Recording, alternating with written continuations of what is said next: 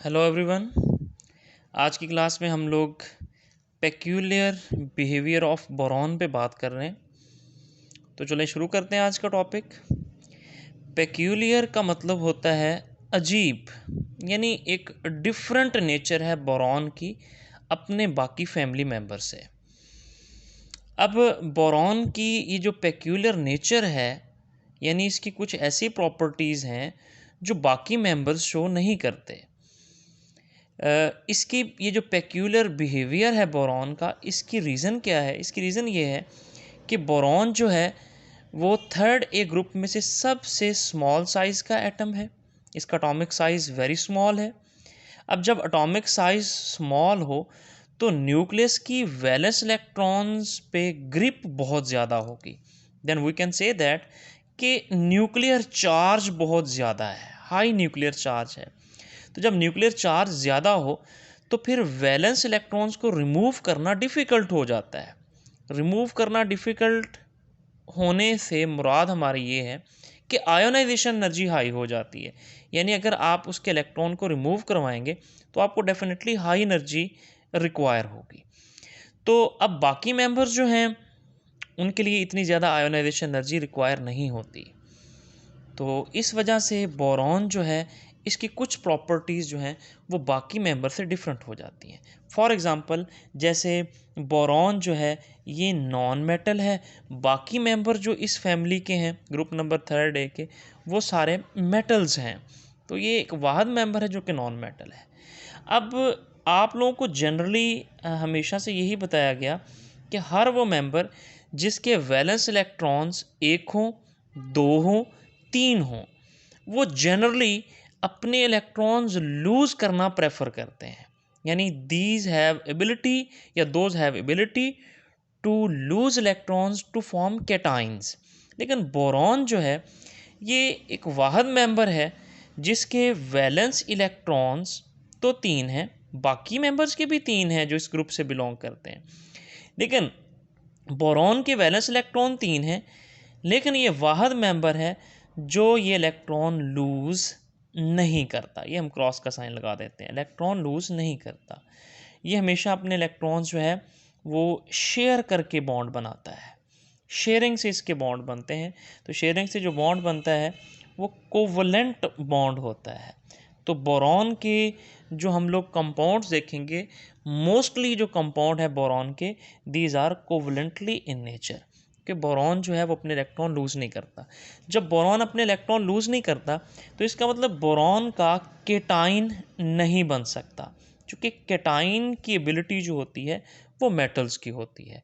तो boron non metal है, मतलब ये कि इसकी इलेक्ट्रॉन लूज़ करने की टेंडेंसी ना होने के बराबर है, जिसको हम सिंपली ऐसे भी कह सकते हैं कि it has very low electro positivity.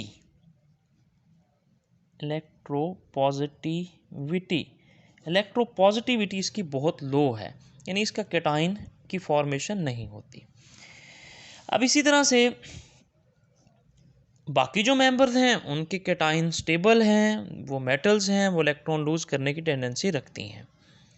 इसकी रीज़न क्या है? इसकी मेन रीज़न यही है कि एटॉमिक साइज़ जो है वो स्मॉल है बोरॉन का, और न्यूक्लियर चार्ज जो है वो हाई है। चूँकि एटॉमिक साइज़ स्मॉल होने की वजह से न्यूक्लियर चार्ज में डेफिनेटली इजाफा हो जाएगा।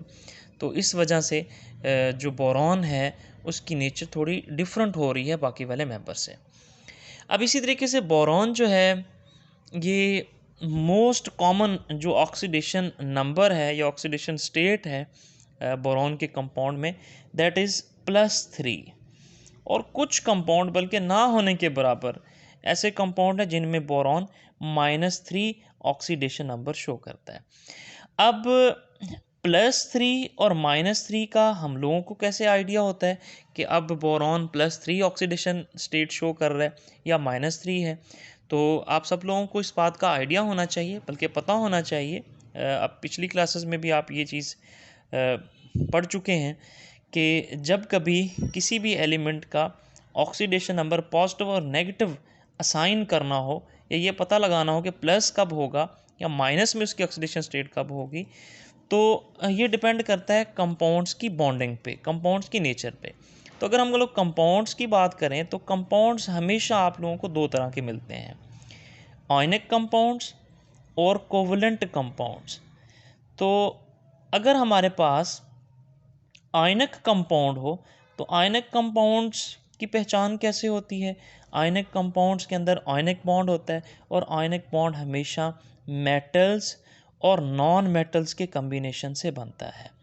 तो जब कभी आपको कोई ऐसा कंपाउंड दिखाई पड़े जिसमें मेटल के साथ कोई नॉन मेटल जुड़ी हो, तो इसका मतलब ये दोनों लिंक कर रहे हैं थ्रू आयनिक बॉन्ड, और ये वाला कंपाउंड आपका आयनिक कंपाउंड कहलाएगा। और इसी तरीके से जब कभी दो नॉन मेटल्स या दो से ज़्यादा नॉन मेटल्स आपस में कंबाइन हो, तो इसका मतलब ये होता है कि हमारे पास जो कंपाउंड है वो कोवलेंट कंपाउंड है, जब दो या दो से ज़्यादा नॉन मेटल्स का कम्बिनेशन हो। अब अगर हमारे पास आयनिक कंपाउंड हो तो आयनिक कंपाउंड में एक मेटल होगी, दूसरी नॉन मेटल होगी। Metals have ability to lose electrons, non metals have ability to gain electrons. तो इसका मतलब मेटल्स हमेशा कैटाइंस बनाते हैं, और कैटाइन का मतलब इनके ऊपर हमेशा पॉजिटिव चार्ज होगा, और नॉन मेटल्स जो एनाइंस बनाती हैं इनके ऊपर हमेशा जो है वो नेगेटिव चार्ज आएगा। क्यों? They have ability to gain electrons, so इसका हमेशा एनाइन बनता है। तो मेटल्स का ऑक्सीडेशन नंबर हमेशा पॉजिटिव में होता है, हमेशा जब भी कभी किसी के साथ कंबाइन करेंगे ये। नॉन मेटल्स का ऑक्सीडेशन नंबर हमेशा नेगेटिव में होता है, चूँकि इनकी इलेक्ट्रॉन गेन करने की एबिलिटी होती है। अब इसमें तो अगर हमारे पास आयनिक कंपाउंड हो तो इसमें तो हम लोग एटम्स को देख के डिसाइड कर सकते हैं कि हमारा मेटल है तो उसका ऑक्सीडेशन नंबर प्लस में होगा, नॉन मेटल है तो नेगेटिव में होगा। लेकिन कोवलेंट कंपाउंड में तो दोनों नॉन मेटल्स हैं। अब जब दो या दो से ज़्यादा नॉन मेटल्स कंबाइन हो तब कोवलेंट कंपाउंड होते हैं। तो अब हम कैसे डिसाइड करेंगे कि कौन से एलिमेंट के ऊपर या कौन से एटम के ऊपर पॉजिटिव ऑक्सीडेशन नंबर होगा और किसके ऊपर नेगेटिव ऑक्सीडेशन नंबर होगा? तो हम लोग कोवलेंट कंपाउंड में डिसाइड करते हैं on the basis of electronegativity. Electronegativity की बुनियाद पर हम डिसाइड करते हैं कि किसका ऑक्सीडेशन नंबर प्लस में होगा और किस एटम का माइनस में होगा। तो बोरॉन जब कभी नॉन मेटल के साथ कंबाइन होगा तो हम इलेक्ट्रोनेगेटिविटी को देखेंगे। अगर बोरॉन की इलेक्ट्रोनेगेटिविटी ज़्यादा हुई तो इसके ऑक्सीडेशन नंबर के साथ माइनस साइन लगाएंगे, और जो दूसरा एलिमेंट होगा या एटम होगा उसके ऑक्सीडेशन नंबर के साथ प्लस साइन लगेगा। और इस तरीके से अगर हमारे पास बोरॉन मेटल्स के साथ अटैच हुई तो फिर बोरॉन के ऊपर नेगेटिव लगाएंगे हम लोग, और मेटल्स के ऊपर पॉजिटिव ऑक्सीडेशन नंबर्स को हम शो करेंगे। तो इसी तरीके से नॉन मेटल्स में अगर बोरॉन किसी हाई इलेक्ट्रोनेगेटिव एटम के साथ कंबाइन हो, फॉर एग्जांपल जैसे बोरॉन ट्राईफ्लोराइड BF3, तो इस कंपाउंड में बोरॉन का जो कम्बिनेशन है वो फ्लोरीन के साथ है, ये दोनों नॉन मेटल हैं। तो इसका मतलब ये जो कंपाउंड है ये कोवलेंटली बॉन्डेड है, कि दोनों नॉन मेटल्स के दरमियान जब भी कभी आपको कोई कंपाउंड नज़र आए तो दो नॉन मेटल्स हमेशा कोवलेंटली बॉन्डेड से या कोवलेंट बॉन्ड से लिंक्ड होती हैं। अब यहाँ पे फ्लोरीन मोस्ट इलेक्ट्रोनेगेटिव एटम है तो इसका ऑक्सीडेशन नंबर डेफिनेटली माइनस में जाएगा। फ्लोरीन -1 ऑक्सीडेशन नंबर है, तो इस तरह से -3 इसका हो जाएगा और +3 इसका हो जाएगा। तो ये -1 3 एटम्स हैं और ये +3, इस तरह से ये न्यूट्रल हो जाएगा। तो अब इस कंपाउंड के अंदर फ्लोरीन ज़्यादा इलेक्ट्रोनेगेटिव, तो इसका ऑक्सीडेशन नंबर माइनस में चला गया और बोरॉन का प्लस में चला गया। तो इसलिए कॉमनली जो है वो बोरॉन +3 ऑक्सीडेशन नंबर ही शो करता है। अच्छा जी, नेक्स्ट इसकी जो प्रॉपर्टी डिफरेंट है बाकी मेंबर से वो हम चलें यहाँ पे मेंशन कर देते हैं। वो ये है कि बोरॉन जो है it have ability to give molecular addition compounds।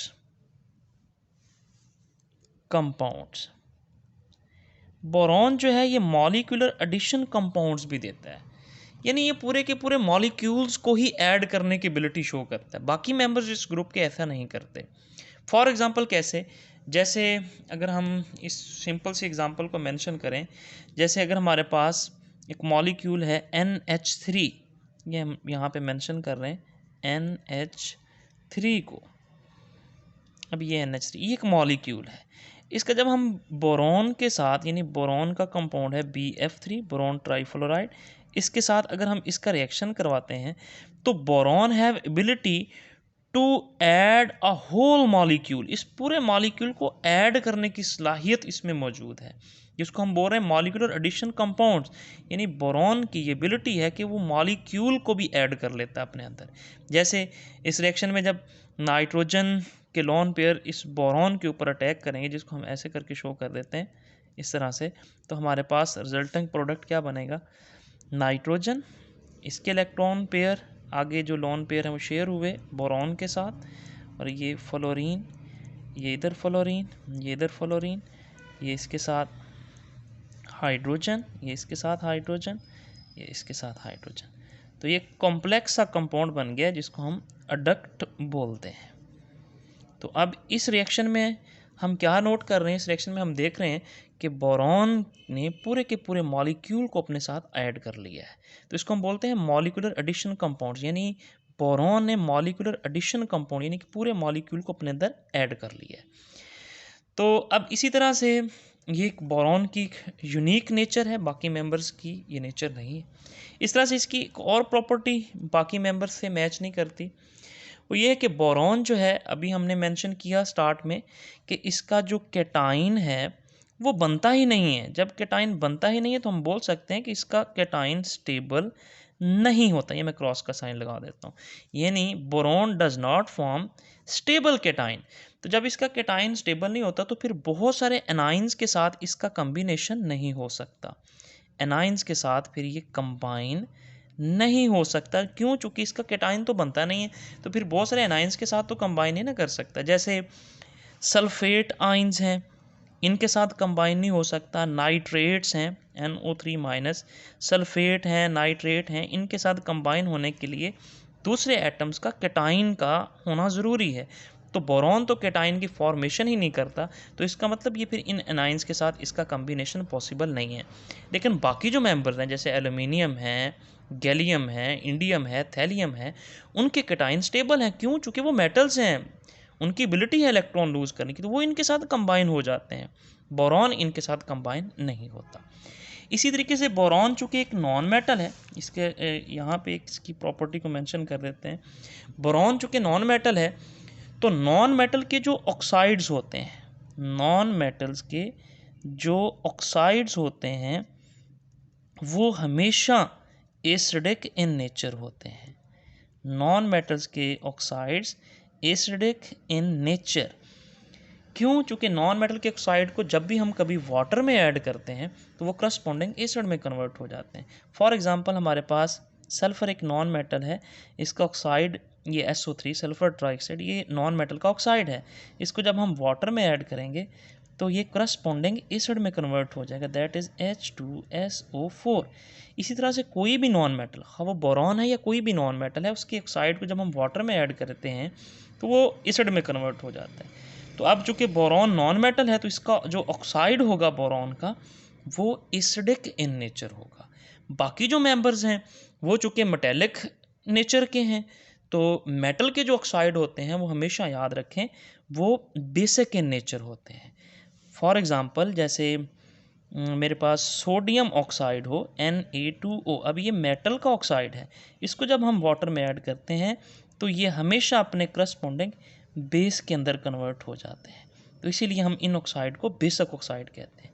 तो इस ग्रुप के बाकी मेंबर्स जो हैं वो मेटल्स हैं, तो उनके ऑक्साइड बेसिक ऑक्साइड होंगे। क्यों? चूँकि जब उनको वाटर में ऐड करेंगे तो वो करस्पॉन्डिंग बेस में कन्वर्ट हो जाएंगे। जैसे ये सोडियम का ऑक्साइड बेसिक इन नेचर है।